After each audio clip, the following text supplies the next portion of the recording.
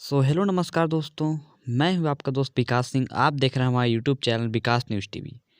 जैसा कि आप देख रहे हैं एसएससी सीजीएल का नोटिफिकेशन आउट हो चुका है, जो कि 29/12/2020 को आउट हुआ है। यहां पर आपको बहुत सारी जॉब्स मिल जाएंगी। डेट आपको जो यहाँ पर अगर आप ऑनलाइन एप्लीकेशन का डेट जो कि है 29/12/2020 से स्टार्ट हुआ है, वो 30/1/2021 तक इसका लास्ट डेट है। अगर आप देखते हैं तो यहाँ पर 1 महीने से ऊपर 2 दिन ऊपर है, और यहाँ पर ऑनलाइन फ़ी पेमेंट का 2 तारीख तक है, जो कि 2 दिन बढ़ा दिया गया है, जो कि ज़्यादा ही बेटर है। फरवरी तक पहुँच सकता है। तो गाइस, आप इस वीडियो में जानेंगे कि इसकी जॉब्स की डिटेल्स क्या हैं, कितने सारे फॉर्म्स निकले हैं और इसका एग्ज़ाम कब होगा। तो आपसे निवेदन है कि वीडियो को लास्ट तक ज़रूर देखिए। तो चलिए वीडियो स्टार्ट कर लेते हैं।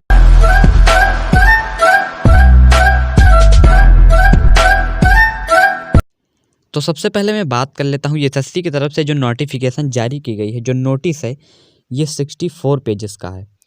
और उसके बारे में सबसे पहले जो सबसे लोगों के मन में एक ही सवाल रहता है, इसकी जो सैलरी है वो कितनी है। तो इसकी सैलरी मैं आपको बताऊं, पोस्ट वाइज है। सबसे पहले तो आपको लेवल 8 के पोस्ट पे 47,600 से लेकर 1,51,000 रुपये तक की सैलरी मिल सकती है, जो कि बहुत ही ज़्यादा है। यहाँ पर अगर मैं इस सैलरी की बात करूँ तो ये 2 पोस्टर्स में आता है, असिस्टेंट ऑडिट ऑफिसर और असिस्टेंट अकाउंट ऑफिसर में आता है। एज लिमिट इसके लिए कोई भी निर्धारित नहीं है, हाँ, लेकिन 30 साल कंप्लीट होना चाहिए और 21 ईयर कंप्लीट होना चाहिए। वही अगर मैं बात कर लेता हूँ एलिजिबिलिटी की, तो आपको ग्रेजुएशन होना चाहिए किसी भी फील्ड से। नेक्स्ट बात कर लेते हैं दूसरे लेवल की। यहाँ पर दूसरा लेवल है जो कि 7वां, उसमें है 44,900 रुपये से लेकर 1,42,400 रुपये तक। लेकिन इसमें असिस्टेंट सेक्शन ऑफिसर और assistant section officer intelligence bureau, जिसको आप सीबीआई भी कहते हैं। ऐसा कि सीबीआई का पोस्ट एसएससी सीजीएल के अंतर्गत ही आता है, लेकिन सभी लोग बताते हैं कि सीबीआई का पोस्ट अलग है, लेकिन ऐसा कुछ भी नहीं है। इंटेलिजेंस ब्यूरो आप यहाँ पर देख सकते हैं, क्लियरिटी बिल्कुल ये एसएससी के रिगार्डिंग ही आता है। तो यहाँ पर जो अभी मैंने सैलरी बताई 44,900 रुपये, ये 15-16 पोस्टर्स में दिया जाता है। सेंट्रल ब्यूरो ऑफ इन्वेस्टिगेशन, यहाँ पर भी देखते हैं सीबीआई ग्रुप बी का। और यहाँ पर 20 से 30 साल के अंदर होना चाहिए सब इंस्पेक्टर के लिए। एलिजिबिलिटी जो की है, आपको ग्रेजुएशन करना चाहिए किसी भी फील्ड से हो, चाहे भी किसी भी स्कूल से हो। उसके बाद में ये पे लेवल 6 का है, जो कि आप नोटिफिकेशन एसएससी के ऑफिशियल पेज पर जाके देख सकते हैं। तो अब बात कर लेते हैं हम इसके फिजिकल फिटनेस की। तो यहाँ पर आर्मी की तरह कोई भी फिजिकल फिटनेस नहीं मांगा है, हाँ, लेकिन आपको लोवन विजुअलिटी इम्पेयर्ड की तरह थोड़ा आंखों में अगर प्रॉब्लम है तो आपको जांच करानी होगी, लेकिन वहाँ पर जांच नहीं होती है। और डीफ और एचएच ओए ओएल ओएएल का इसका सबका जांच आपको कराना चाहिए। एसिड अटैक विक्टिम्स ये सब आपको नहीं होना चाहिए। और यहाँ पर हम बात कर लेते हैं एज की। तो एज आपको होनी चाहिए 18 से 27 साल के बीच में। और फॉर द पोस्ट वर हुई लिमिट 20 से 27 साल के बीच में, मतलब कि उनका जन्म 2/1/1994 से लेकर 1/1/2001 के अंदर होना चाहिए। यहाँ पर अगर मैं बात करता हूँ फॉर द पोस्ट ऑफ हुई एज लिमिट, जिसका एज 32 साल से ऊपर है, उनका होना चाहिए 2/1/1989 से लेकर 1/1/2003 के बीच में होना चाहिए।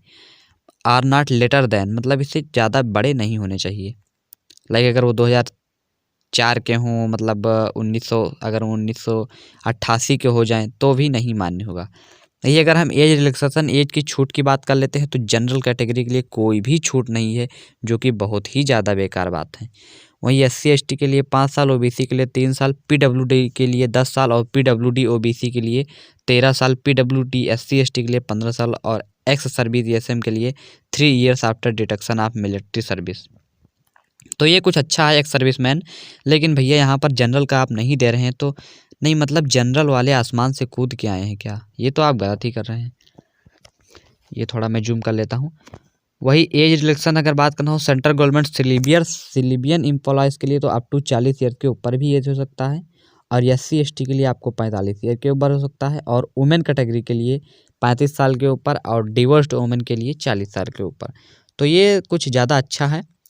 और यहाँ पर जनरल के लिए भी यहाँ पर भी कोई छूट नहीं दी गई है। ये अगर हम बात कर लेते हैं इसके अप्लाई की, तो यहाँ पर आपको www.ssc.nice.in की ऑफिशियल वेबसाइट पर मिल सकता है। और अगर आपको वहाँ पर नहीं मिल रहा है तो आप www.sarkariresult.com पर जाकर इसको विजिट कर सकते हैं। वहाँ पर इसका ऑफिशियल लिंक दिया हुआ है। बात कर लेते हैं अगर यहाँ पर चालान फीस की, तो फ़ी पेएबल 100 रुपये हैं आपके, यहाँ पर देख लीजिए आप, केवल 100 रुपये। और कैंडिडेट यहाँ पर जनरल और ओबीसी के लिए 100 रुपये और SC ST के लिए कुछ भी 1 भी रुपये नहीं पड़ेंगे। आप यहाँ पर पेमेंट की बात करते हैं तो BHIM UPI से, net banking, visa, master card, maestro, रुपए, क्रेडिट कार्ड, डेबिट कार्ड किसी से भी कर सकते हैं। और अगर आप चाहते हैं ऑफलाइन पेमेंट तो SBI ब्रांच में जाकर आप अपना ऑफलाइन पेमेंट भी कर सकते हैं। उसमें आपको बैंक खुलवाने की कोई ज़रूरत नहीं है। आपको एक ऑफलाइन चालान डाउनलोड करना हो जो कि SSC पर मिल जाएगा, वहाँ पर लिखा रहेगा डाउनलोड ऑफलाइन चालान, आप वहाँ से डाउनलोड कर लीजिए और वहाँ पर ब्रांच में जाकर आप जमा कर दीजिए, तो आपके लिए ज़्यादा ही बेटर रहेगा। और अब नेक्स्ट बात कर लेते हैं हम एग्जामिनेशन सेंटर की, जो कि बहुत ही ज़्यादा क्वेश्चन पूछाता है कि एग्जामिनेशन सेंटर भैया कहाँ बनेगा सर, कहाँ। तो यहाँ पर देखिए आप सबसे पहले बात कर लेते हैं बिहार और उत्तर प्रदेश की। बिहार और उत्तर प्रदेश में आपको डिटेल में दिख रहा होगा, यहाँ पर थोड़ा जूम करके दिखा दूँ। भागलपुर जो कि बिहार में पड़ता है, दरभंगा जो कि बिहार में, मुजफ्फरपुर ये भी बिहार में और पटना भी बिहार में, पूर्णिया ये भी बिहार में, आगरा आपको पड़ता है यूपी में, बरेली भी यूपी में, गोरखपुर, झांसी, कानपुर, लखनऊ, मेरठ, प्रयागराज, वाराणसी, इतने शहर आपके यूपी में पड़ते हैं। और भागलपुर, दरभंगा, मुजफ्फरपुर, पटना और पूर्णिया ये सारे शहर आपके बिहार में पड़ते हैं। वही बात कर लेते हैं अंडमान और निकोबार, झारखंड, उड़ीसा, सिक्किम और वेस्ट बंगाल की। तो यहाँ पर पोर्ट ब्लेयर, रांची, बालासोर, बेरहामपुर, भुवनेश्वर, कटक, देंखाल, रुरेका, संबलपुर, गंगटोक, हुगली, कोलकाता, सिलगुड़ी।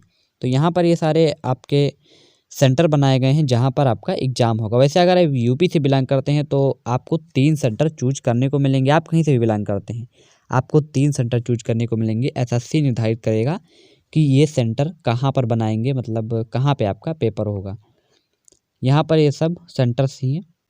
और अब बात कर लेते हैं आपको एग्ज़ाम, ये नौकरी पाने के लिए एग्ज़ाम कौन कौन से देने होंगे। तो आपको सबसे पहले टायर फर्स्ट का कंप्यूटर बेस्ड एग्जामिनेशन देना होगा, जो मैं आपको डिटेल में बताऊँ।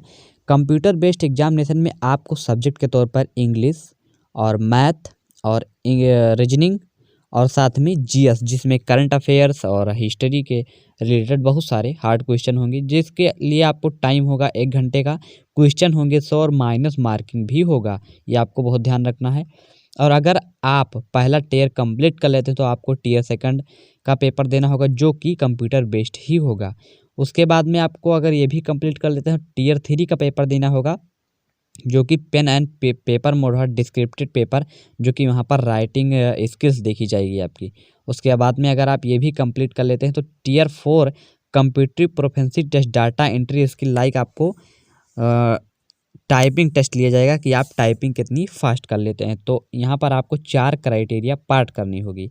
लेकिन अगर आप इंस्पेक्टर पद के लिए आवेदन कर रहे हैं तो यहाँ पर आपको इंटरव्यू भी देना पड़ सकता है, क्योंकि इंटेलिजेंस ब्यूरो में इंटरव्यू देना मान्य है। मैं बात करूँ तो ये चार्ट जो कि बहुत ही बड़ा है, आप SSC की ऑफिशियल वेबसाइट पर जाकर डाउनलोड कर सकते हैं। तो आशा करता हूँ आपने वीडियो को लाइक कर दिया होगा। अगर आपने चैनल को सब्सक्राइब नहीं किया है तो कर दीजिए, और अगर आपने पहले सब्सक्राइब कर रखा है तो बहुत बहुत धन्यवाद आपका। देखते रहिए विकास न्यूज़ TV।